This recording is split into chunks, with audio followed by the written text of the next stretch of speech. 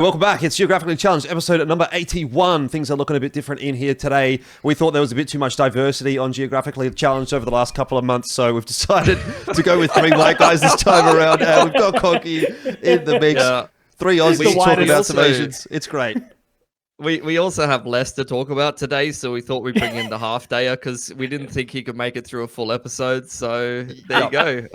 Welcome. I was late as well, so you know I'm adding to the extras. Yeah, we got an extra 10 minutes out of you. Look, obviously, lots been happening. We've had the MRQ, so we'll have to talk about that. JKS out of Liquid. That's a bit of a conversation point as well for us. And IEM Melbourne coming up soon, plus some viewer questions. That's what we're going to be getting into this episode. But before we do dive too far in, of course, we do have to give a bit of a shout out to SkinClub. They are sponsoring this episode, and we have been doing some content over on SkinClub as well. Elfishguy, Pilski, and Bleh. Not Conky. He's not sponsored by SkinClub, but he would love to be. And maybe one day he will be. But, of course, look over at the community portal for SkinClub. You can get yourself some, pretty cool videos over there. We've done some, most recently, Pilski, we did the MRQ preview. Obviously, that's a bit of a moot point now as the MRQs are more or less wrapping up. But we'll have another, I think, 4 months worth of content over there with SkinClub. So I encourage you to check that out. There's a link in the description. And very much appreciate it if you go check that one out and let them know how much you like us so they keep liking us. Either way, guys, let's talk MRQ. Things are getting a little bit saucy over there. Yeah. We'll start off with China. As you can see here, we've got the China regional qualifier ready to go. Linvision Tailu obviously making that qualification happen. I don't think that is too much of a surprise, to be quite honest with you guys. But where I want to start this with is this DogEvil situation. I don't think that this really had as much conversation as what it probably should have. Now, for those of you that don't know, they forfeited both of their matches. Actually, as you can see here, they forfeited both of their matches because they were unable to field a complete lineup. What does that mean? Well, bit of a goofy situation. Although we've kind of seen this every now and then from the Chinese teams when they've come to these kinds of events. Go back to the IEM Taipei qualifier way back in the day. Who was it? Was it? Fucking QZ looking ass out here, oh my bro. God, like, wow. Tailu QZ just getting DQ'd. Whose brother was that? That was somebody's brother. Like, come on, you're not in your brother's room knowing that he's fucking using the cheats and shit. DD's brother or something like that? I think it might be oh my God, yeah, you're right. Because this is the same roster that was over at Extremesland, right? Like it's some sort of loose iteration where they had one real cracker game and then they just fucking shit the bed afterwards. Somewhat similar. I mean, actually, I thought they were just so bad at Extremesland. And it's been weird watching DogEvil because, like, they put in these good performances and then they come to LAN, for example, at Extremesland and they just fucking sucked. And then they come back and play it online and they beat Tailu in one of the qualifiers. I can't remember which one it was. Onliners, bro. Yeah. Correct. Over it. Yeah. Which actually begs the question, how the fuck have you fucked this up as DogEvil? You know, this was like you could have qualified for a major. Like, unironically, it's an online qualifier. Yes, it's against Rare Atom, Tailu, and Linvision, so it's going to be very hard. But they beat Tailu in a best of 3 earlier on, like a couple weeks ago. So if you were ever, as these guys, going to have a potential chance to qualify through to the major, this was it. And then this BCA bloke. Slots, bro. And 2 slots as well. You only have to beat one other team. Like, what the fuck is going on? In a volatile stage too, like of RA, Tailu, Linvision, who the fuck is winning out of those three? Exactly. Like on any day, we just don't know. Exactly. And then this BCA bloke comes in, and turns out he's got some sort of account ban on one of the Chinese platforms. So, like, just assume it's a Faceit type setup where he's been banned on this, whatever it's called. It's not 5e Play. It's whatever the other one was that we're running the qualifier on. But it's this equivalent of the Chinese platform. He's got an account that's banned on there. He's signed up to the MRQ with whatever random other account that he's got. It's the wrong account that he's trying to play on. And the account, like, IDs don't match. And so they're get fucked, mate. And then he's just basically out of there. And it's like, come on, man. Like, this is fucking amateur hour, bro. Like, we're trying to qualify for a major here. Can you not sign up and play with the same fucking Steam ID? Is that too hard? To be fair, he's probably used to the admins not doing fuck all and, like, not even looking into anything. They're just like, oh, they got 5 players connected to the server. Yeah, fucking oath. Start That's the a game. strange looking Live account. On 3. It's fine. Yeah, literally, like 5 players actually showing up on time. Mate. No tech issues. All right, let's just fucking go live. Who cares? Yeah, so I don't really know what to make of that situation. Obviously, it's made life a little bit easier for Rare Atom, Tyler, and Envision. And obviously, when we were talking about it in the MRQ preview that we did do for SkinClub, we were kind of saying this is really a 3-horse race. And it turns out that could not have been more true because they didn't even play a game. So they forfeited a game against Tyler, they forfeited a game against Rare Atom, and it did end up being that 3-horse race. Let's talk the actual matches and the results here. Tyler, Envision, this one was a little bit surprising to me, actually. I can't remember if it was you, Pilski, or Bleh that was advocating for Lin Vision and Tyloo and was overruled and when we went with Rare Atom and Tyloo. Yeah, I think Bleh cops the dub here because Lin Vision actually topped the group, which, by the way, didn't I fucking say would happen? Didn't I literally say Tyloo's going to qual, but they're not going to win, even though they're the best team? And that's exactly what fucking happened. Oh, I thought Rare Atom would be the team that would be more guaranteed to qual and actually go through the upper bracket because Tyloo and Lin Vision are absolute chokesters. But it turns out that Lin Vision, I mean, they did beat the 2 other teams. They didn't get any easy buys, to be fair. So respect to them. Like Tyloo only had to beat one of the 2 teams in Rare Atom in the lower bracket there, but Lin Vision, they fucking beat both Rare Atom and Tyloo back to back. So fair's fair. That's respect. And Call Me Sue. He had a really good pistol round in the first ECL game that we saw from him. Then he sucked for 3 months, and then he had one good series against Tyloo to qualify for the major. So he's got his spot. He's guaranteed his spot in the team. Good job, mate. He's earned it. He worked really, really hard. Yeah, I mean, look, at the end of the day, obviously a nice little bit of a return to form for Lin Vision. They played at, I think, probably what now, the last 4 major qualifiers. They played the last one definitely, and I'm pretty sure 2 prior to that, which they did qualify via. And then they obviously missed out at the last one, which was the flying and a foo-foo years of Lin Vision, which we're so glad do not occur anymore. Erased from history. I'll take Call Me Sue and Starry every day of the week. Thank you very much. But they get the win over Tyloo here. It was a pretty close game though, as you can see. The OT and Inferno actually could have ended up being a 2-0 for Lin Vision. I'm kind of glad to see them back. Obviously Zach has been in great form. Nice to see Starry back in the lineup there. Call Me Sue. We did call him the GOAT. I don't know if he actually is the GOAT and the truth and the savior of Chinese CS, but he has at least helped them get back to another major. So that's good news for Lin Vision. I'm not mad. You know what I mean? Like, I think I would have been happy with any... Actually, maybe that's a lie. I would have been happy as long as Tyloo qualified, Tyloo +1. If it was Rare Atom Lin Vision, I would have been a bit miffed. But obviously, as we can see here, we got the Tyloo versus Rare Atom game down in that lower bracket. It wasn't the most difficult of games to get through for Tyloo. 16-12, obviously, in map number 1 is a conversation point. Are you for real? I mean, 13-7 is a comfortable win. In the hardest of games. They were down 0-9 on the first map. Yeah, on CT side of Anubis, bro. Bro, I had the scoreboard open and I was like, it's over. They've choked again. They're fucking out. It's all and then we finished our broadcast. I refreshed the page and it said Tyloo 2-0. I was like, what the fuck happened here? Legit, yeah. I mean... the fact that Rare Atom doesn't pull a single map, though, throughout the whole qualifier does hurt, I suppose. I thought they were returning to some form recently, but really not. No, me too. And the saddest thing for Rare Atom is they were the team that actually got the 2 slots for China. They did all the hard work in the lead up to the MRQ. They'd been performing better than Tyloo and Lin Vision. They'd been winning some of these online quals. They went to Mongolia to play in some of those Messer events and stuff like that. They've been grinding out the VRS points for the boys, for China. Like, let's fucking go. And then they don't get to go. If they didn't forfeit that game, is the second spot go to Semperfi?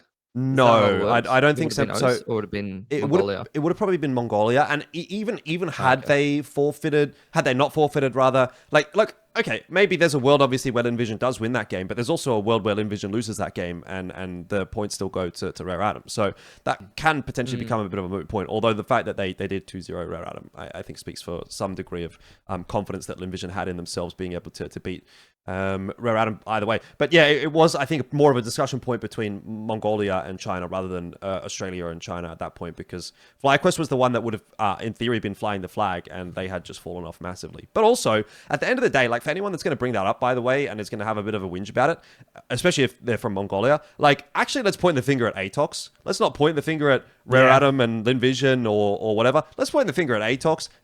Maybe if they didn't match fix, allegedly, then this wouldn't have been an issue. They might have actually got some VRS points and gotten that second slot for Mongolia and West Asia. So anyway, that is what it is. And frankly, by the way, after having watched the Mongolia and West Asia qualifier and seen obviously a lot of the Chinese teams playing lately, I'm kind of fucking glad that we're getting Tyloo and Envision here because that Mongolia and West Asia qualifier was a bit of a mess, which we can have a chat about here now as well.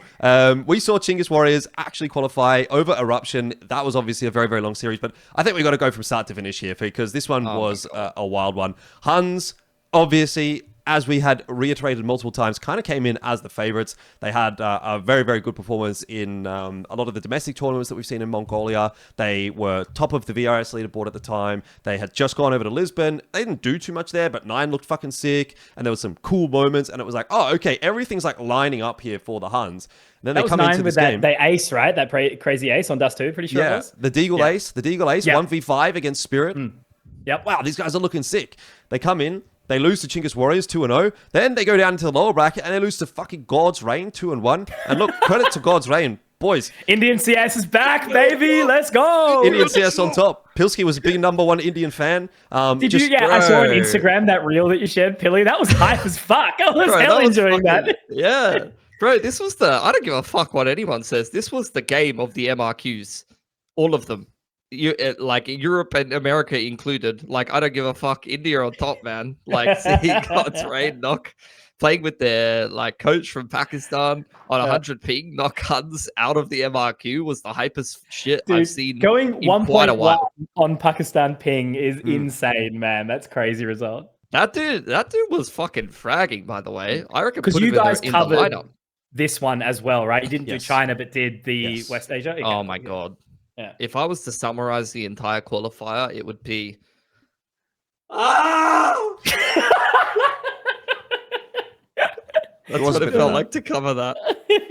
Honestly, like, man, it was an experience. All right, go on. Tarek, elaborate.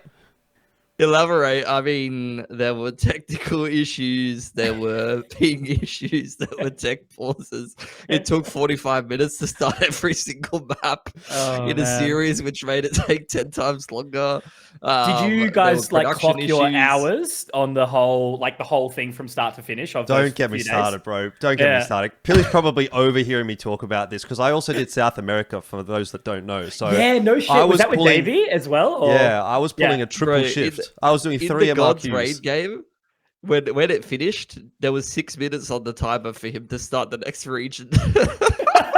I literally finished the God's Reign game and my timer on the other show. Connected to the other link and then started South America straight away. Oh my god! Because I need to check. Heku tweeted saying her stats about how many hours she did. I think it was. I think I did 4 days, 60.5 hours in broadcast. That's crazy. We did 3 days because our qualifiers were only 3 days, but I did 2 20-hour days. And then a 12-hour or 14-hour, whatever it was. So it was about 50 plus hours, That reminds me of doing AEM online solo. I think I casted for like 36 hours over 3 days. This was the worst thing I've ever... Yeah. It honestly, it didn't feel that bad. I think because I was extremely mentally prepared for it. Like I knew what I was getting into. Yeah. Like I chose to do 6 BO3s in one day, so I can't sit here and complain about it. But doing 6 BO3s in a day, twice in a row, and then into a 4 BO3 day, just as duo casters only, is kind of fucked. Oh my god! And did you, Pilly? Did you have 2 days of Valorant as well, then into this as well, off the back of it? Oh yeah, this 3-week period. I have today is my day off in this 3 weeks. Yeah. Mine too, actually. Because we got IEM next week. And we're doing a podcast because, fuck resting. Let's just keep talking about it's all about the grind, games. baby. You know, cold shower, 4 a.m. wake up, masturbate, meditate, who knows, whatever it is. Dude, I legit masturbate in that banana peel. Like, it's what gets me. And then you rub it on your face. Yeah, got it. That's the special sauce.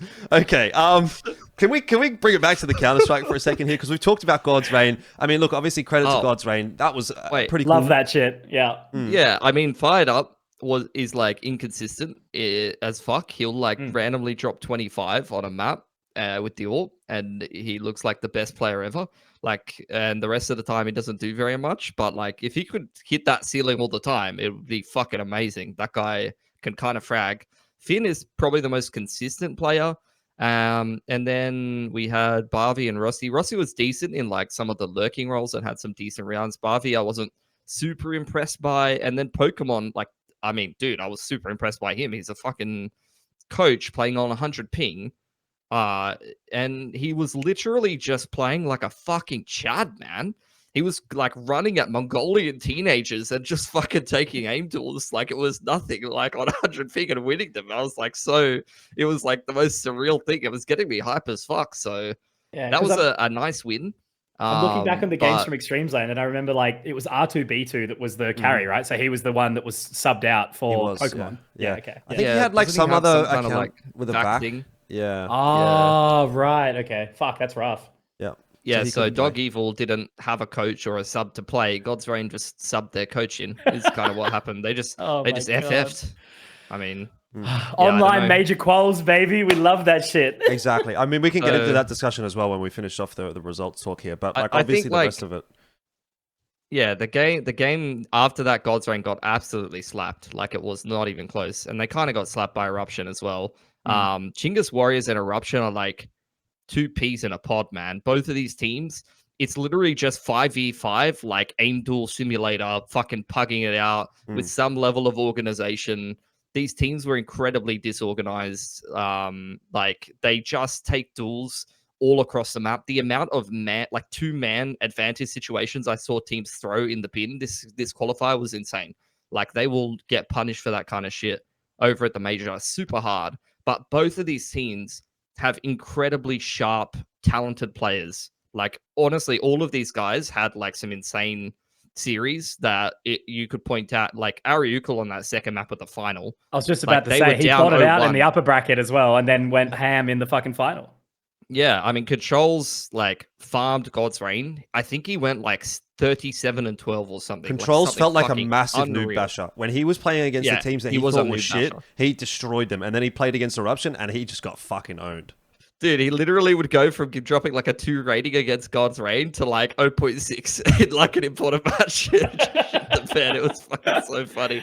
Oh, But God. yeah, I think either one of these teams could qualify, but I felt like Eruption kind of choked a little bit more in this final than Chingus Warriors did. They both looked really messy. They both looked like the pressure was getting to them.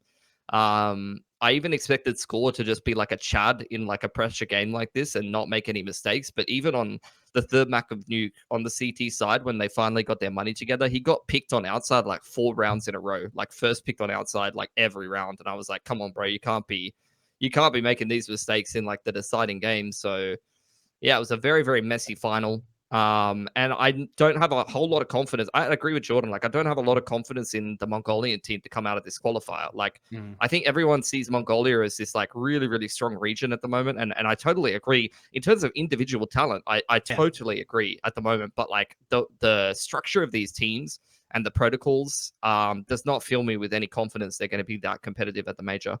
Yeah, and I think that's what like everyone obviously leans into, you know, Mara being such an important part of the Mongols, keeping them all like together. But that definitely does seem to be an issue. You always have like players that will have like a pop-off series, they look awesome, but only 2 or 3 players are playing good, and then the other 2 are like bottoming out. So one day we'll get like 5 good, but I guess we just need more leadership in the region, right? Yeah, maybe. I mean, I think what actually almost needs to happen is it get to the point where Mongols do, at some point, obviously they'll inevitably make a change somewhere down the track, whether it's, you know, in 6 months after this major, or 12 months after this, you know, like whatever. But that team, every team inevitably makes changes somewhere along the line. And I think maybe that's where this next like level up in the overall scene can potentially come from, is that one of those Mongols players comes back to the domestic you know, set up and sort of bring some of that knowledge back. I don't know who that would be, but I think in any case, regardless of which team it is, it's the same thing that we see in ANZ, you know, with Ali coming out of FlyQuest and going into Semperfi, and look at what a difference that has made for that team. You know, do we see a Mongols player go out of Mongols and into one of these sort of 2 or 3 teams that are sort of kicking around in Mongolia and like level them up just from a structural standpoint? Because I 100% agree with you, Pilski. Like the players on an individual basis would probably be pound for pound better than like almost anybody in any of the Asia MRQs, or at least on par with most of them on the Asia MRQs. Like you look at some of the rifling cores, you know, and FlyQuest obviously have an insane rifling core. I think Tai Lu have an insane rifling core as well. But some of these guys that are like not even in the best Mongolian team are kind of up there. Legit. They're fucking crazy. You know what it feels like to me? It feels like every single Mongolian team just needs a blitz. Like if we cloned Blitz and put him in every single one of these teams, you would have like a fucking banger team. Like they just need more blitzes. Blitz might need to like retire and start making babies, man. And then like in 10, 20 years, you know, we'll have like the Mongolian super teams ready to go. Anyways, yeah, look, congrats Chinggis Warriors. Obviously, all 5 of those players getting to play their first major. That's pretty fucking cool for them. It would have been close to the same for Eruption. Only Score had been at a major prior for those guys. So, you know, very cool opportunity for Chinggis Warriors. You could really see what it meant to them as well.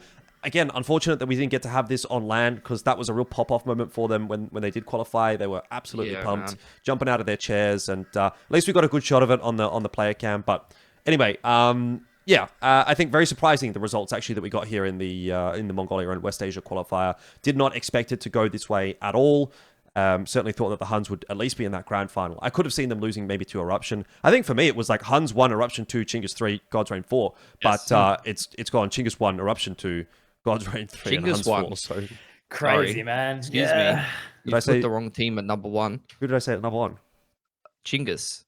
Chinggis is 1. God's Reign was clearly the number 1 team. Sorry, yes.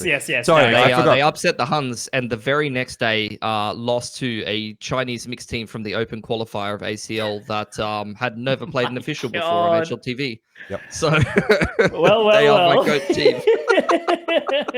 The duality of man. That'll happen. Oh, by the way, did they play that ACL game with R2B2? Yeah, they did.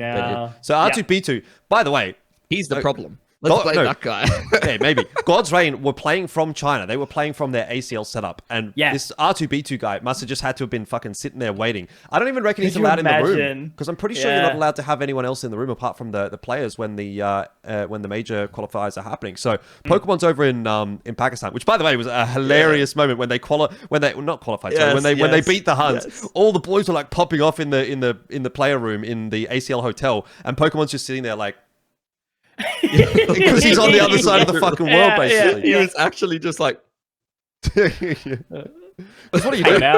And then anyway, you think about R2B2, he's probably just sitting in his hotel room in China while the boys are playing the major qualifier. Like, this fucking sucks. So anyway, bad luck for him. Shouldn't have got a back ban, is what it is. Oceania. Now, this is obviously a little bit closer to home for us. Go.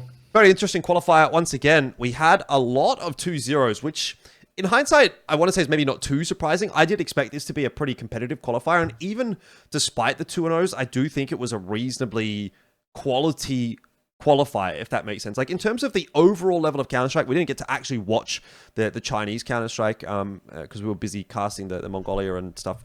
But I actually think this was a pretty high level of play just in general. I think we're getting to a point now where Oceanic Counter-Strike is again hitting a pretty good level. Obviously FlyQuest coming back in, that does bolster just the overall level, but Semperfi looking pretty good at the moment. I think Rooster and X-Talon are 2 pretty good rosters as well. If not maybe reaching the same peaks as Semperfi, they could be very competitive with them with a couple of tweaks. So overall, I was pretty happy actually with the level that we got. I thought it was a very, very good qualifier. Probably the most invested I've been in an Oceania qualifier for a major or an MRQ or anything like that in quite a while. Just because of the fact that, well, obviously previously that it's been based on some previous other like qualification processes and such like that. So it has been a little bit less cut and dry in terms of, oh, we are going to get these 4 teams and they are all going to play against each other and we're going to get to see who's the best. But beyond that fact, it just feels like in general, OCS is in a pretty good spot in terms of the teams, if not just in terms of like, I don't think the scene's in a great spot. I think we're desperately hurting for some good quality competition. Defrag helping a lot with that. But beyond Defrag, Invitational, and this kind of a qualifier, there's not a whole lot to play in. And, you know, the good teams aren't in ECL. ECL, but yeah, it's like... Yeah. FlyQuest is not there. Semperfi's not there. X-Talon's not there. It's like, this is kind of like almost a tier 2 event at this point. But this qualifier, you know, I felt like we got the teams that we wanted to get. You don't really feel like you missed out on anybody. And they all got to play against each other for the most part. And I think the games were actually pretty good. So I was really happy with this qual.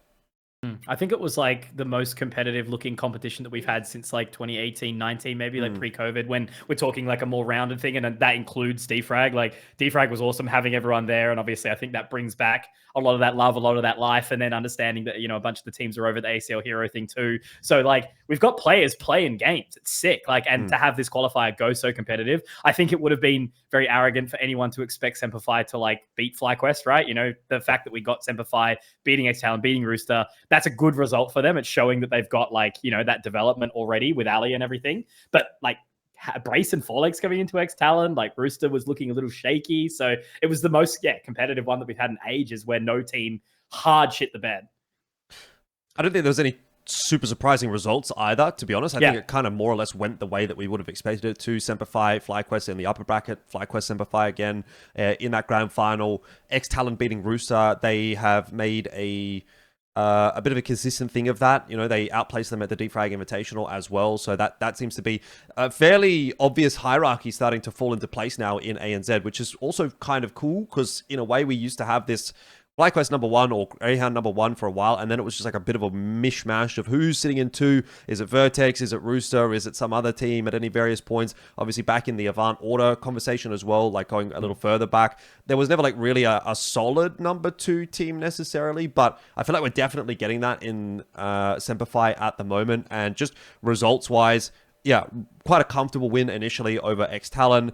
A little bit of a closer win over X-Talon in the lower bracket final, but it was, again, a 2-0 for them. So I think, you know, reasonably solid stuff.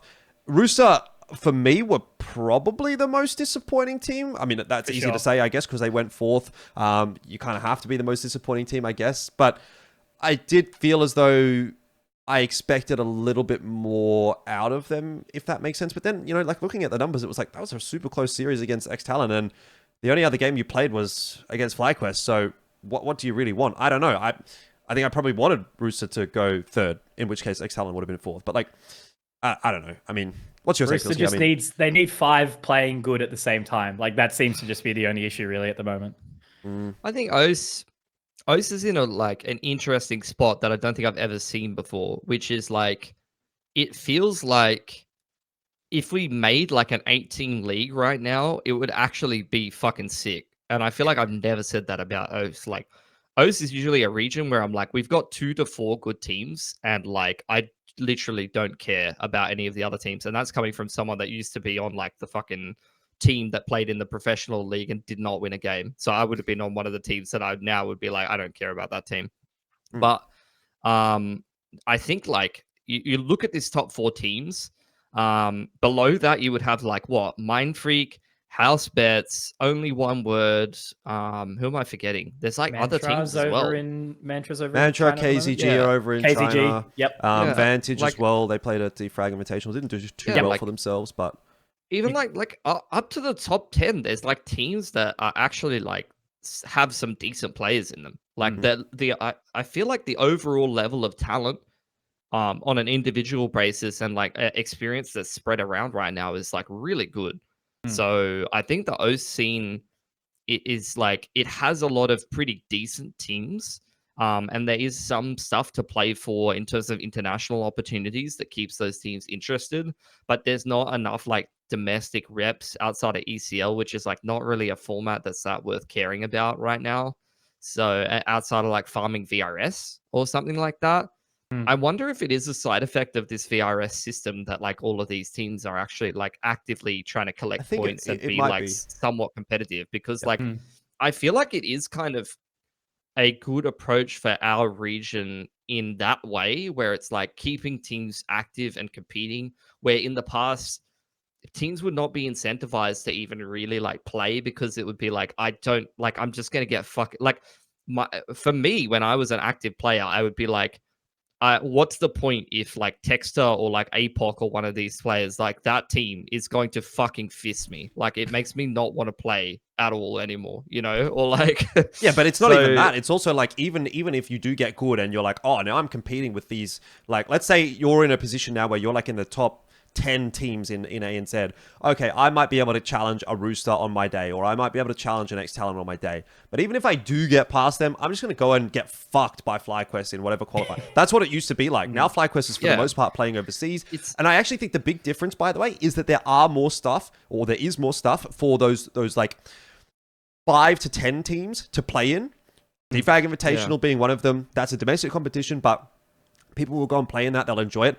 Also, things like ACL, like Only One Word, fucking KZG, Mantra. Like, bro, I saw a HLTV comment on the Only One Word versus Mantra game yesterday, and it was like Viridian and Friends versus Who the Fuck Cares. But hey, if you're the Who the Fuck Cares team and you're getting to go and play in China, is that not kind of like what people are playing for? Like, if you're Mantra right now, what's the incentive to play if there's no ACL, if there's no defrag, if there's no this, there's no that? They're just going to get crushed in all of these international qualifiers. But they can actually realistically get to some international tournaments. That's a pretty cool experience. So I think that's what's keeping people around as well.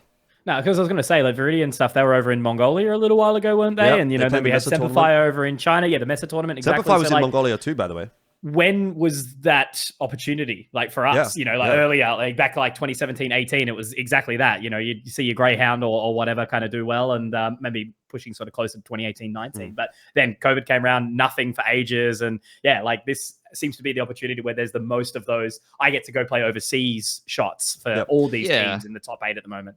It's like filling out the tier 2 opportunities, which I think is keeping a lot of people interested, and it's something that has never ever really existed before. Nah, never. Outside of like an IESF like Clown Fiesta or something like that. I don't know. Rock or Masters, like one of those fucking 16, weirdo 17. That's a long time ago. Weirdo tournaments or something like that. But I think like looking at this qualifier overall, FlyQuest are still like not contested. Like I didn't really get the sense that Sempify was gonna even like close to beat them outside of the first 6 rounds of the upper bracket game on Inferno, where like Sempify were cooking them, and I was like, holy shit, we are in for an upset. And then they got, after that, what was it, 13-6, 13-5? Can you click on the grand final? And they 13-6, 13-5, 13-7, 13-5. So they got 6 rounds fucked. and then 1 in the remaining 14. They were 6-0. We should have stopped the count there and said Sempify's the best team in O's, because after that, they got absolutely fisted 4 maps in a row. Shit, man. I was only watching along from work, and I think the X-Talon and Rooster one was really enjoyable. I think that was like a fun game to kind of follow. You thought that was enjoyable? The worst game. That was the worst game I watched. No, because it was a fucking slap fest. It was close. Look, Dust 2 was pretty bad. I'll give you that. That was pretty bad. Oh, it was close, but it was so like, slow. Bro, we had maybe I was just having fun because I heard you guys complaining the entire time. Maybe that's you were enjoying our fucking pain, bro. I would not want to relive this game. They were waiting down to like 20 seconds every round. Like every round. Yeah, and it made the game go forever. I was just like, and that's the thing, like Rooster, what's happened to you guys? You used to be the brain dead pug team that just aim-dueled everyone. Like, you used your brains too much, guys. There's too much decision-making going on, and you should have turned your brain back off and just fucking run it down again. Like, I don't want to watch this anymore. As Jordan, I think, like, I'm not sure if you noticed or not, but after defrag, they looked really miffed. Like, they definitely didn't seem like they were having fun, I suppose, because it was like, what's next, right? You know, we've got a Stana around the corner, something like that. But they seem to be, like, frustrated, right? And that's...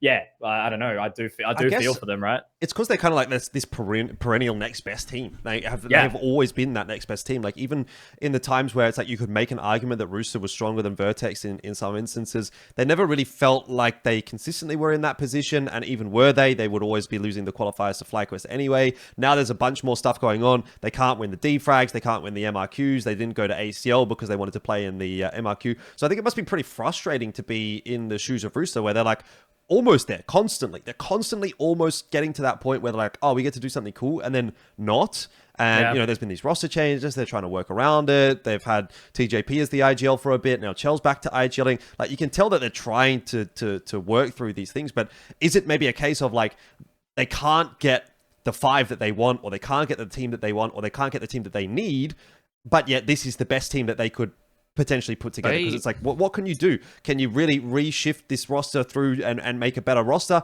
Probably you can't necessarily, like, but where do you then go? Like, if you leave this team, it's like you don't get into necessarily a better team. You probably get into a worse team. So, like, you're almost trapped, but you're not getting the things that you want. Like, you're not qualifying to what you want. So, I don't know. They're in a weird spot.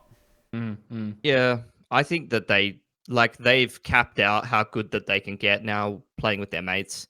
Like, the only way that they're going to get any better here is if they, like, expand their pool of players and, like, try some different people. At the end of the day, I think ASAP really is the only player that you could really, like, put on a better team right now. He's a fucking stud, man. This guy's insane. And I was saying the same thing about Addict going into this qualifier for X Talon, but actually, I feel like their best player by far was Forlex in this tournament, sure. and the rest of them, I wasn't that impressed by them. I mean, on the topic of X Talon, I think there was definitely some good moments for Hazard. I remember seeing some pretty good maps from him. Oh, that's true. Hazard had a good game on Nuke, and another good map as well. It kind of felt to me a Has little his top bit. site hold or something, right? I think. Yeah, his A hold is always pretty good on Nuke. I was going to say, like, I think X Talon, they're in a weird spot where, like, I don't know. First of all, I don't know if this team's going to exist going forward, whether or not, like, there'll be some kind of shuffle and some of these guys are going to go somewhere else or who knows what. And Brace just came in to play for the MRQ or anything like that. But I kind of like it. I really do hate to be this guy, but I don't know that Sterling is going to cut the mustard at the moment. Like, I feel like he was really just outclassed, particularly by Alistair in this game against Semperfi. Like, you look at how close this was. I think he got picked a couple times, especially on Nuke in those really, really close rounds in AWP duels. I don't feel like he's hitting that same level that he used to. So whether that's just a thing for him to kind of come back in after having quite an extended break, and it's going to take him a good 6 months to kind of get back to that level. But I don't think he necessarily performed super well at Defrag Invitational, and I don't think he performed super well here in the MRQ. So that's the first thing. I think they need a little bit of a stronger AWPing presence if they really want to push the issue. And it felt to me like if Hazard and Addict or you know, let's say Hazard and Forlex didn't like pop off in any given round, there just wasn't that much there for X Talon. We're not expecting Brace to necessarily frag too hard. If your AWPer's not really putting in the numbers either, and let's say Addict is having an off game, it doesn't feel like there's a lot of like depth or substance necessarily to this X Talon roster at the moment. And I don't know if that's just because this is quite a fresh team with Brace coming in, new IGL. You're still kind of going through this transition period. Timing didn't line up nicely for them with the MRQ being like quite soon after all of the sort of, you know, debacle, Nedic obviously leaving the roster, etc., etc. But it just didn't feel like there was that much excitement, I don't think, for this team. Like, they're good players on paper, all 5 of them. You know, you can put them in any given team and they'd probably be a decent fit. But like, as a 5, is this going to be a roster going forward, first of all? And is it going to be an exciting roster going forward, if it is even going to be a team? I don't know. I don't know that I'm necessarily sold on this X Talon, which is kind of weird to say. I think given some more time and maybe 1 or 2 roster changes, you could see a really, really good roster coming out of this. But at the moment, I'm not really super sold on where X Talon is, because it just feels like a continuation of the Vertex roster with Hazard, Addict, Brace, and Forlex. And it's like, we kind of know the level that team hit. We know where they could hit. We know where they could peak, maybe in the same discussion as Rooster. And it's like, is that going to be able to beat Semperfi? Right now, I'm way more excited about what I'm getting from Semperfi. I think fucking Keen and Shady are popping off. Alistair back in the roster. He's kind of farming as well. And then you've got kind of a couple of glue players in Savage and Valiance that just have to do their job. But like, and look, I know this is going to be like heresy maybe to say, especially considering it's Savage and Semperfi, but Hazard and Addict in Semperfi instead of Savage and Valiance. I totally agree, bro. Totally agree. It's Savage never gets going to removed, happen. but Savage will never be removed for Semperfi. Like, this team is obviously built to the around Savages. him. Yeah. But like, if and the thing is, like, how long would Keen and Shady stick around in this scene? Like, I don't know what the situation is there. I think Keen is the best player on this team by far. That guy is fucking unreal. He's IGLing and he's like entering and fucking carrying the game. The amount of impact this guy has is insane. Shady is decent. I know he was like very well rated coming into this event, but like actually watching Semperfi's games, maybe he was better at defrag or something like that, which I didn't get to watch as much. But he was pretty good actually, at defrag, yeah. he was, yeah. I wasn't like wowed by him in this event for the most part. Ali was pretty good, but again, like, didn't have as much impact in some maps. He was just a bit Ali. up and down. Yeah, But I think Ali he was, doing what I think Ali he was does. solid. And when he pops off, he's like, fuck, he just wins you a round by himself. And if it's an important round, like, that's or good for a game, two rounds back to back in Yeah. that Nuke overtime against Semperfi, against X Talon in the lower bracket game. That's He what won I'm that thinking game. of. Yeah, he won them that map. Yeah, he's insane. So I think Semperfi definitely has potential. But if their goal is actually to beat FlyQuest, like, not even Hazard Addict, like, I'm thinking you need to put ASAP in there. Maybe you need to put whoever's the best out of like Hazard Addict, Forlex. I mean, I'm most impressed by Forlex on X Talon right now. Yeah, I think but he's actually was the best player. He's only played one in this tournament just qualifier, now. but Like, you yeah. can't. Hazard Addict is. Yeah. I think it's just like Yeah. it is really, really weird though, isn't it? Right, because like the whole scene is seeming like it's got like some reinvigoration, but it's still so volatile at the exact same time, right? Because like Semperfi, every time I've seen them, they seem happy. They seem like, you know, good vibes, and the team's enjoying themselves. They're doing stuff where they're, you know, hanging out at the gym and all that, and they've been going through this journey. FlyQuest has really kind of shaken the cage by dropping Dexter and bringing in Netic. Netic took a risk a while ago to leave the core friend group, of Rooster and come back to go to X-Talon, then ultimately come through. So I think whereas Haddock has an Addict rather, they've kind of had a weird shake for them where I don't think the Talon experience for them was what they were hoping for. So it's volatile as hell. You've got these players who are teetering on wanting to maybe step away from the game for a while or give it their all. And I think that's what's making it a really bit surprising. So I think hopefully if we get some more love and some more competition consistently, maybe that'll give that life back. But as I said, who fucking knows, right? Maybe IEM Melbourne will make some players have fun again. I don't know. We'll see. Yeah, maybe. Look, I think we've talked enough about OCS, so let's go ahead and talk a little bit more about some OCS, because it's JKS that got benched from Liquid that we're going to move on to now. Did kind of touch on this in the last episode, but at that time, which unironically was literally 3 hours before this news came out, it was still a rumor. So it's been a little while. It's kind of old news at this point, but Liquid benching JKS obviously was a expected move, and it was a rumor for a little while. Obviously confirmed just prior to IEM Melbourne, which is a little bit sad. You would have thought, couldn't you just give him IEM Melbourne to come back and play with the boys? But no, Liquid obviously are focusing more on the major and what they're going to be able to do with Shuhei. So they do need to get some time in there with him and to sort of get him up to speed, get the team up to speed with him. So it makes sense from their perspective. But yeah, just a bit of a rough timing. I think would have at least liked to have seen JKS come back and get to play in Melbourne. But when it comes to JKS now going forward, look, I think Pilski's having a bit of internet trouble, so we'll just throw this one to you first, Conky, and we'll see how Pilski's net goes for the next meanwhile. But what do you think? Where does JKS go from here? Because again, the conversation is always going to be, will he go to FlyQuest? Will he replace Liaz? I think that's obviously the big discussion point. I don't know that it's going to happen, obviously, in the near term, because the major's coming up shortly. FlyQuest have just qualified. They've just made a couple of roster changes. There's been some obviously the issues with them with regards to VRS. So if you now swap another player out, I don't think that they would have then the core three for the last 6 months if they were to swap Liaz now for JKS. So then you'd only have In's Vexite as a core three. So there's no world, I don't think, where they're going to be changing it in the immediate future. But let's say JKS is on offer after the major. FlyQuest have gone to that major. They've played, maybe they've gone 2-3 in that opening stage, which is very standard stuff for a team like FlyQuest. It hasn't popped off, but it hasn't been bad. Is he going to move into the FlyQuest roster? Does he come back to play in any other ANZ teams? Is there an offer for him internationally at this stage? What do you reckon? Where do you think JKS ends up, and what's his future looking like?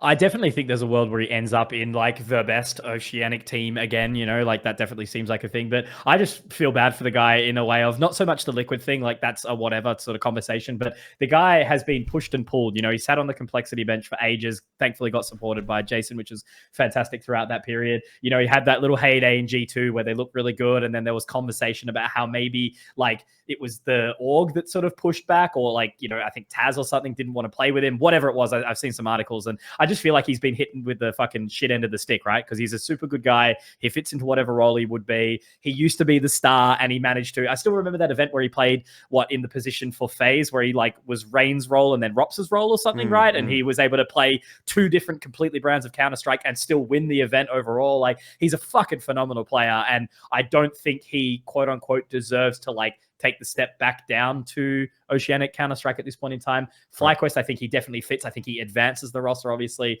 which is a bit sad because, Liaz, I suppose, was the next JKS at one point back in the order days and all that. So, yeah, I don't know. It's a really rough position for him. I think it would be irresponsible to bring him home at the current climate. I think the FlyQuest roster with Ins might be maybe something we can give a little bit more love to another chance. So we'll give that some time. But yeah, where else does he go, right? It's such a hard prospect of a player that has played in and won big tier 1 events, but yeah, where does he fit? I think is the hardest conversation. It's it, isn't it? My gut feeling is that this is probably close to the end for JKS in an international sense, unless there's some sort of not tier 2 EU team, but somewhere tier 1.5 EU team that's an English speaking roster that's willing to sort of pick him up. I'm kind of thinking a Gamer Legion type team. I don't know that necessarily is the team that, that's just a name. Not that I'm insinuating that he should go there or anything like that, but I think somewhere around that level where they're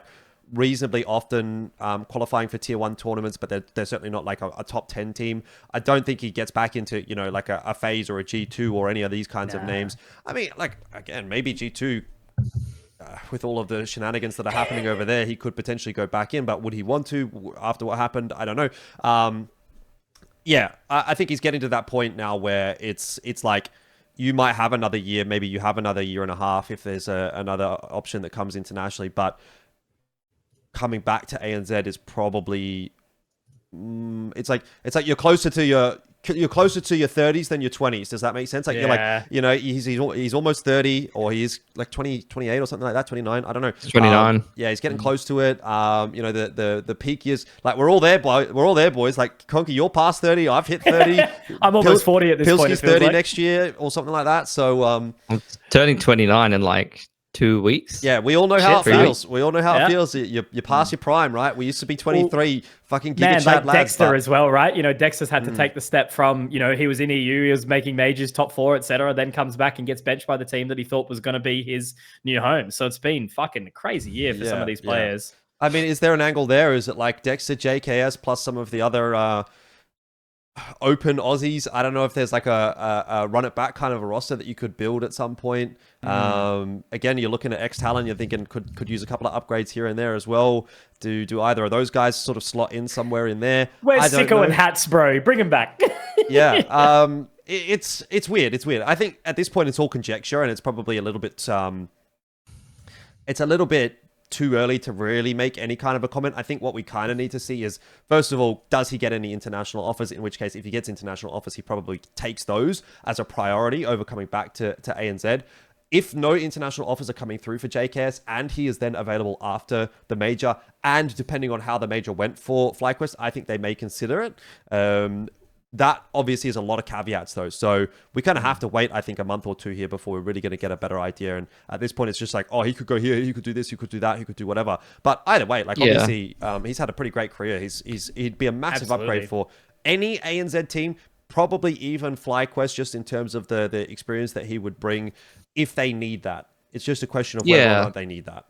It's kind of crazy, like, because I think Liaz would be the player that he would replace. And I was kind of, scratching my head as to why Dexter was replaced instead of Liaz. But our MRQ, Liaz was fucking owning. Yeah. Like, he looks really sharp at the moment. So I want to see if that continues into the major, because I might have been talking shit, you know? Like, when some of the games I saw from Liaz this qualifier, I was like, holy fuck, this. Like, oh, bro, the perfect example was like the first, we had all these tech issues on day one, right? And one of the issues was going into the first series, the second series of the day, which is the first series we got to cast. Netic and Liaz were swapped around by accident, and then it got fixed at some point. I remember.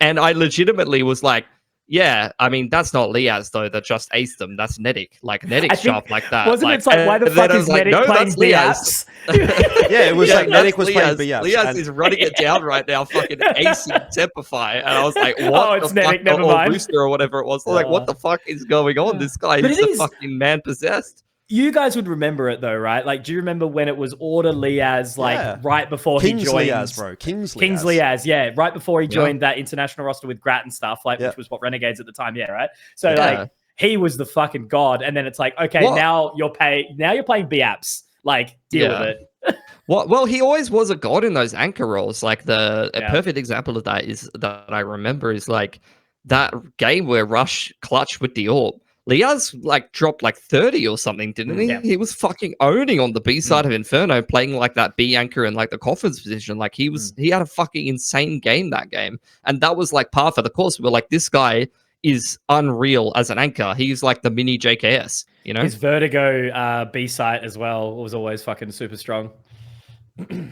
Yeah, but at the end of the day, I think if we're bringing it back to JKS for a second there, it really does depend on how this major run goes for FlyQuest. And I kind of agree with Pilski that Liaz has been picking it up. Also, by the way, if FlyQuest are going to bring Mirage back into the pool, I do recall a lot of the good games that I can remember in my head that Liaz has played have been on Mirage. So if that's coming back into the pool as well, you might see his little uptick coming through as well. I did find it hilarious, though, that we were, for the first half of that Mirage game, going, man, it's kind of weird that they would bring Nedic in and then put him as the B apps player and move Liaz to play connector, which is where Nedic had been playing for most of his career. So anyway, bit of a weird one there, but I don't even know how that happened. Dude, but I found the game, by the way. Liaz on Inferno, it's a decider map. It's a lower bracket semi. IEM Sydney 2018. Liaz dropped 43 against Cloud9. Yeah, Holy and shit. lost. 120 ADR plus 17. My Fucking God. unbelievable, bro. Like, he that was sucks. him. Yeah. Nah, he was always such a good player. So I don't know, it's tough. And I just think, like, when you talk about these run it back rosters, Jordan, like, I still remember the Talent Project was meant to be something which was like JKS, Azza, plus like your Vexites and stuff. So there's already been conversations about this, but you know, shit just never There's happens, always been those kinds of things though, where like I think at one point Order was trying to do something as well, like when they had Vexite in the roster, they were trying to get, I think they were trying to get Inns and Ali from Greyhound and then bring JKS over as well. Something like that. Obviously there's the link with Gomez and JKS, but they just couldn't, like, no one would agree and this is probably like old news now, but like no one seemed like they would agree to it necessarily until the other one had like committed. And it was like, it's the same thing with the Falcons, which was going on, and Nico was going to go to the Falcons, but Jimmy wouldn't agree to go to Falcons until Mondesi went to Falcons, and then this or that or whatever. And it's like, if no one's agreeing to it, unless the other guy agrees to it, then no one's agreeing to it, if that makes sense. And that never happened in the end. But now, who knows? We may end up getting that match made in heaven at some point if we do get to the point where JKS comes back into ANZ. But still potentially a little bit of a ways off. Interested to see where he ends up. But we'll move on from that to IEM Melbourne, which is coming up pretty soon. Next week, the group stages are kicking off. We don't need to touch on this too long because obviously, again, Asia is our main focus for this podcast. But since this one is in Melbourne, we'll all be there. We're looking forward to it. Well, we won't be there. But anyway, that's a whole discussion point that we don't need to get into. The Mongols and FlyQuest are going to be playing, and those are the two representatives from Asia. Funny that, by the way, if the invites would have gone out today, FlyQuest would not have got an invite. It would have been Rare Adam, actually, that got the invite to play this. So no ANZ team to play at the ANZ event. That's potentially a red flag going into future IEMs because it is just an Asia slot. It's not an ANZ slot anymore. Just have to be aware of that. But luckily for FlyQuest, they were, at the time, the second-ranked Asia team. So what is there really to say here? Well, to open the games, Complexity versus Mongols, that feels like it should be a pretty winnable game for the Mongols. Although, I just think, and I talked about this on another podcast, you can check that one out on King T's YouTube channel. I did a little potty with them as a IEM preview with King T and Yumi. I was not super impressed by the Mongols at Bucharest. I think they've been a little bit slow of late. They didn't qualify to the playoffs in Lisbon either. They've been a little bit up and down. So I'm kind of feeling like there's a little bit of a downward trend at the moment for the Mongols, where 6 months ago, we would have still been super pumped with the performances that they're bringing out at this current point. But just because the expectations have leveled up a little bit for Mongols, I think they're in a little... is it fair to say they're in a bit of a slump? Maybe. 100%. They've had a little bit of a downward trend just prior to the major. I'm hoping that's just going to be like a little dip leading into the major, and then they're going to peak at the right time again, which is, again, what you would really want. But just coming into IEM Melbourne, I don't know that they're necessarily a shoo-in for like a super high placement. But I would still have them as one of the favorites to make playoffs. When we're looking at it, you obviously have, Vitality. Mouse are looking pretty good at the moment. Spirit getting replaced actually kind of helps their case a little bit. So it's probably Vitality, Mouse, and then Mongols in terms of form teams, although Falcons did have a really good Bucharest. So with Mondesi coming into that roster, might get into that top 4 conversation as well pretty comfortably. But everyone else is kind of looking a bit wishy-washy. FaZe is washy. Navi's washy. VP looked awful at Bucharest. Liquid's a bit wishy-washy as well with Shuhei coming in. Pain's not been good. FlyQuest have not been good internationally. Game of Legion have not been too bad, but again, they're probably not at that same level yet. 3D Max as well, the same, not been too bad, but are they part of that conversation? And then MIBR Big, Saw, Complexity. Well, Saw's been okay, but MIBR Big, don't expect much from them at all. Complexity may be an interesting addition. They've been good, man. Like, Sexy's been looking really good. JT's been playing really fucking good. Sexy. So, like, yeah, it's Sexy. That's how you say his name. That's how you say it. I'm not even trolling. I think it's 60. I'm not even trolling. It's 60. Ask him. Trust me. He calls himself Sexy. Okay. I'll be the did judge. it. All right. I want to hear answer. Conky on stage. Please welcome Sexy! Sexy! I'll do it. I'll do it right this very second.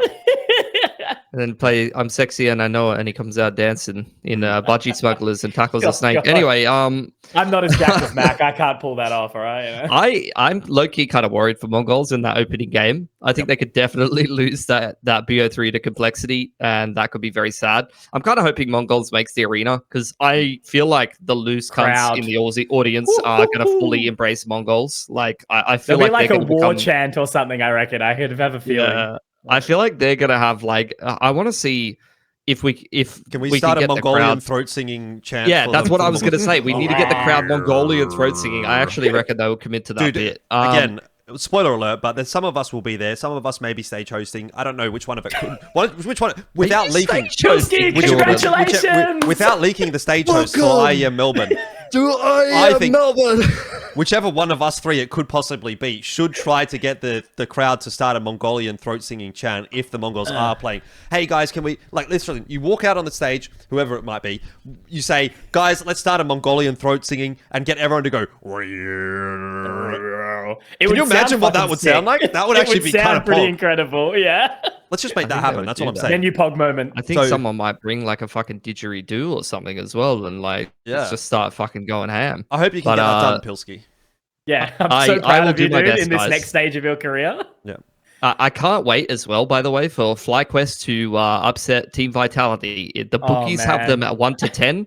I'm going to chuck a, cheeky 0 on it because I have integrity, but somebody else might throw, chuck a cheeky something on that game. That's going to be a tough test for Netic in his first big international game on FlyQuest. It's just the classic at this point, isn't it? Is that purely like a lowest seed versus highest seed sort of matchup, or is it just probably because FlyQuest have actually tanked in the VRS, like they're down to number 36. They're up. They're not bad for like an average team in Asia, like a number 50 team on the VRS team in Asia. They're actually pretty decent for that level of competition. FlyQuest.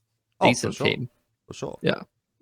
For sure. So yeah. I wanna watch that game. I think they've kind of upgraded their firepower a bit. FlyQuest, like I want to see that what I saw in the MRQ. It's like Netic and Vexite playing the same sites and like running it down together, or like setting each other up. Because I was really vibing that if those guys can get confident and like they're both playing the same sites, like. Unironically, I want to see Inferno and I want to see Vitality go banana into Netic and Vexite, and I want to see them both in their like best form of their lives. That is like that is like my dream scenario. It's got the potential, right? Because like I've known Inns for a very, very long time, and when he first got forced into that IGL role, just like by design, right? No one else could pick it up. He was fucking sweating, and like it was not good for him mentally. And now I'm thinking, if they've made that choice to bench Dexter and dive back into that, I think he's ready. And if he is ready, fuck, it could be good. Like it could be a really, really solid roster, right? Like where there's finally that level of firepower. Inns can still play at a decent level where he's not having to, focus too hard on carrying or anything like that. So it's got the fucking fire to work, but will it? That's always going to be the biggest question for us, right? Yeah, I think it's probably a little bit too soon for me with Melbourne. I would fully expect that they're probably just going to get fucking owned in Melbourne. Like, Vitality, that's a rough game. You're just getting 2-0'd. Like, there's no question about that. You go down then into the lower bracket game, and I think you play the loser of VP Liquid. VP and Tick Liquid, yeah. And look, I guess it could be winnable here. Like, VP lost to Rare Atom in Bucharest, and they looked so dog shit that I have zero faith that VP is going to be a super strong contender here. Liquid has got the up and downerness of having Shuhei in the roster very recently. I think they also absolutely shit the bed at Bucharest. I'm pretty sure they went 0-3 in Swiss stage. I did. And just that was got like absolutely the boomed. punishment for benching JKS sort of event. Yeah. So, look, there's maybe a world where they could pick up a win in that lower bracket BO3. You'd then go on to play...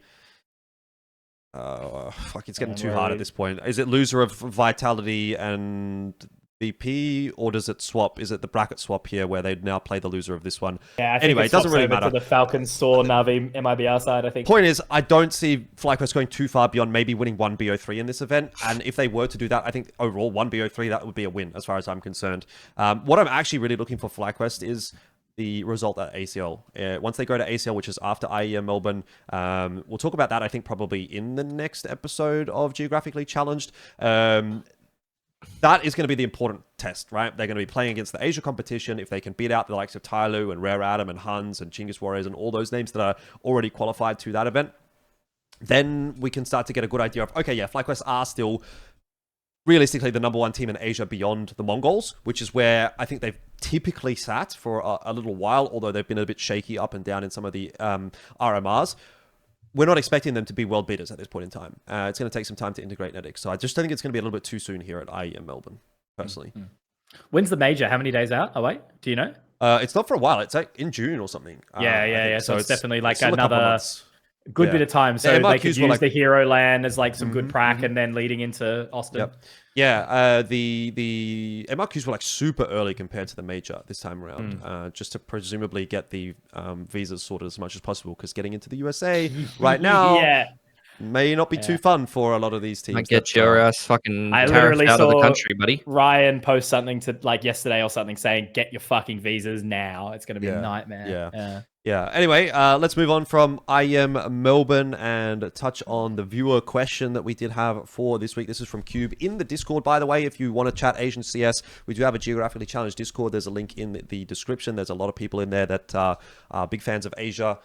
In CS, there's Aussies, there's Chinese people, there's Mongolians, there's people who are from Thailand that are keen on Thai CS, if you're into Thai CS. So pretty much anywhere under the sun, you can get yourself a bit of a conversation around somewhere in Asia. So if that's your kind of cup of tea, check out that Discord and you can ask us questions in there, which we'll answer here on Geographically Challenged. This one from Cube, like I said, a long one, but despite LinVision making the major, is Starry one of the most overrated Asian players in recent history, often talked about as the player from China, fantastic numbers, and the final piece of the Tyloo super team, which was true, and so on, right? Despite his high numbers, he farms the local ECL teams. He quite consistently doesn't show up on the international stage, especially versus the good teams, and even locally, he rather often drops off when it's a final match or a qualifier, for example. Like today, he had good moments, but overall wasn't dominating or anything. This was just after LinVision had qualified, by the way, in the MRQ. For comparison, this is more of a feeling, but personally, I think we've seen more from Tyloo trio of Jamyang, Mercury, Mosey over the years, with only really Jamyang getting comparable hype IMO. Just want to clarify, I think he's still a good player. Just personally don't think he lives up to the hype he's gotten. So what's your take, guys? Is Starry overrated? I don't know. It's a bold fucking statement, I reckon, because he's obviously had, I think he's had great moments, and I think if obviously that's come up, and it seems like it's a bit educated in the way of those pop-off events, locally, but then struggling on the international stage. I don't know. I always think it's hard to sort of say, but I think definitely consistency is a huge key for me, just in any player in general, especially coming out of such a volatile region like Asia, right? You think about so many different games over the years where a player will absolutely pop the fuck off to take them to some sort of international event, and then they'll just be completely absent. So I don't know what makes that happen so regularly. Maybe it is just like the lack of maturity and leadership in the scene that makes it really challenging for some of these players to be. But I don't think Starry's overrated, is what I'll say. I think he's really, really good. Overrated is, I think, probably a bit too far of a push, though, I reckon. I think it's fucking hilarious, by the way, that he LinVision spent 100K for him after he won them a spot at EPL, then went to Tyloo, and then failed to qualify for anything. It was kind of mid, and then LinVision were like, "Oh, the last time we qualified for an international event, we had Starry, so they paid for him." And now he has actually been kind of mid in the last little bit. In his stats, the last little bit have not been great. I think actually on land, he's got some pretty bad numbers at the moment. In 2025, I think it's is this 9 maps on land? He's 0.82. Before that, it's 1.805. He definitely does not play as well on land as he does online, but given a lot of these online games are like ECL, where he's absolutely bashing some of the teams. 2.07 versus Nomads, 1.99 versus Harisma, 1.71 against -72C. These are all just bot teams that he's literally fisting, and then he comes in and plays Tyloo, drops 0.85, 0.97, and 1.35. And like you said, or Cube said in this question, he did okay in the qualifier game, but didn't do too amazingly. Drops a 0.56 map against FlyQuest. I can kind of see where this question is coming from. The thing is, for me, I don't know that I ever really rated him in the same way that a lot of other people did. There have definitely been some big Starry fans that are commentators on the Asia scene. But for me personally, like if we're drawing a comparison between Jamyoung and Starry, like I've always personally been in the Jamyoung camp. For me, like Jamyoung's been like the next guy. People were very hype on Mercury at one point. Obviously, people are very high on Mosea as well. But I would personally have Jamyoung up the top, and then like Starry, Mercury, Mosea, Zaka, kind of like in that next echelon. Like if we're talking like S tier, A tier, B tier, it's probably like Jamyoung's in the S tier, and then the other guys are like high A tier for sure. But I think Zaka is S tier. Zaka's crazy. I want to put him up there, but I think it's only been like a really short purple patch still from him, where it's been like maybe 6 months. He's been fucking awesome. But can he now do that long term? Can he do that internationally? I've still got a couple of question marks in that respect. So I'm willing to be in that group where Zaka goes up, but still want to see a little bit more from him personally. Yeah, I think Jamyoung's probably a little bit better. Even in the most recent qualifier, like the numbers kind of speak for themselves. I think it was like, I mean, it wasn't that many games to be fair, but it was like Mercury and Jamyoung right up the top, and Lin Vision as individual players were not like that much apart from each other. I think everyone was kind of around the same rating, and it wasn't anything above 1.10, you know? Like, I think Zaka was the highest rated at 1.09. They're really kind of getting it done by committee at the moment, which is kind of the Lin Vision way, to be honest. They've always been a team where, like, they're... Like, you think about their upsets, and I think about, like, everyone kind of contributing something and like some tactics involved, you know, where it's like, oh, Amelia is controlling this part of the map really well, or like fucking Westmelon's getting some crazy entries and they're playing like really crazy. Starry is usually the player that has like some of the bigger rounds in terms of like individual skill. And then Zaka is that player that like pops the fuck off and like wins you a map, like, or will just like drop like crazy numbers on Dust 2 or something like that, or just like crazy numbers with the AWP. So yeah, that's kind of my feeling about Lin Vision at the moment. They definitely, I feel like none of the riflers have as big of a peak as what maybe Jamyoung or Mercury do. But Mercury's kind of IGLing at the moment, so it's kind of hard to say like how good he's going to be in the future. I don't think he's going to be like that same level. I think Starry's like the same as Mercury for me, to be honest. Like, and now that I think about it, because they both kind of just go like plus 20 in a series every now and then, and the rest of the time they're just like decent, you know? Even, Yeah, so my actual answer to this, just to quickly wrap it up, is I don't think he's overrated, because I personally don't think I rated him as highly as what is indicated in this question. I don't think he's been in like what people often talked about as the player from China. I don't think I personally would have rated him as the player in China ever in his history. Maybe other people have kind of have alluded to that in some senses, but I don't personally think I've ever put him there. So for me, he's not overrated. Maybe if you would consider him as the player from China, yeah, then I think he's probably overrated. So that's my take on that one. But we all have Jamyoung as the player from China, right? He's been there forever, right? It was like, I think Zoking was there for a little bit, like many moons King, ago. Long time ago, maybe. Zoking is the player from China. 2016, 2017, Mitch, right? You know, that's where I'm going back to. You're on pingers, mate. With the claw from fucking Vici. Bro, you're talking about all things that are not like winning games, like fragging. Yeah, no. Mitch, I literally sit there and tip fucking full cents every single game, right? You know, I don't care for winners. I care for excitement. All right. Well, that pretty much wraps us up for the episode. Anything you guys want to say before we go? I mean, before we gay. I mean, MRQ we might do that on land. Well. Say it with me. MRQ on land. MRQ Mongolian on land. singing at IEM Melbourne. That's what we want. That's what every man wants, and it's fucking disgusting. Men only want one thing: MRQs on land and Mongolian throat singing. I will say on that topic just quickly, it was pretty tough to be casting the MRQ, watching it be online with these fucking massive tech issues. We did the was it the Dust 2 game or the grand final Dust 2 game, which was the second map in the series. It got to 12 rounds for Chinggis Warriors. They were about to win the map. Then they had a massive tech delay. It was like 20 minutes because they had some kind of loss in the server. They came back, played one round. Then we went to another 20-minute break because we were swapping to the next map. So we literally had like 40 minutes for one map. And that was really not cool at all. And I was sitting there watching ACL on LAN, fucking giga production value, by the way. They've got videos. Absolutely. They've got a fucking gigantic stage. They've got everyone on site, like insanely sexy graphics, everything. I'm like, this is what the MRQ should have been. And that's we're a doing it qualifier online. for a league. Like, this you is know, just we're not even BO1s. It's tier 2 BO1s. Like BO1s with the guys on the Mantra guys that on HLTV are considered who the fuck are these guys? And we're sitting here doing an online qualifier for the major. Like, please, bro, please. It could have been so much more. Anyway, I agree with you, Pilski. MRQ's online. Anything you want to say, Conky?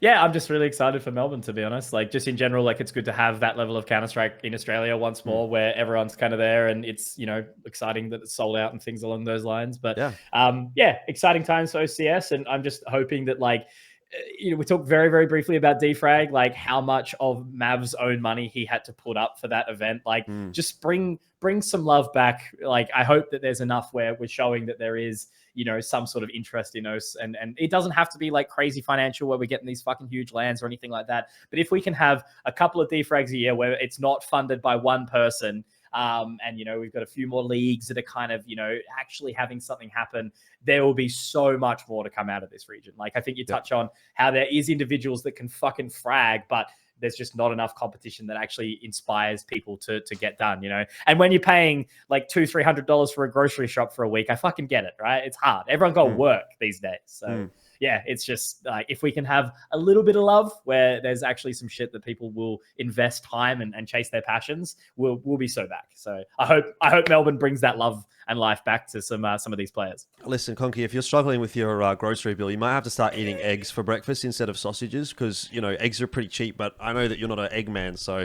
that could help you. That could help you. You know, you could probably eat 5 eggs for the amount of price you pay for some sausages, but that's just me. True. Anyway, that'll be the end of episode number 81 of Geographically Challenged. Thank you very much for watching. Check out SkinClub, link in the description. Also, join the Discord, link in the description. Check out buymeacoffee.com/Elfishguy, link in the description. Check out our Twitters, link in the description. Hope to see you there at IEM Melbourne. Have a good one.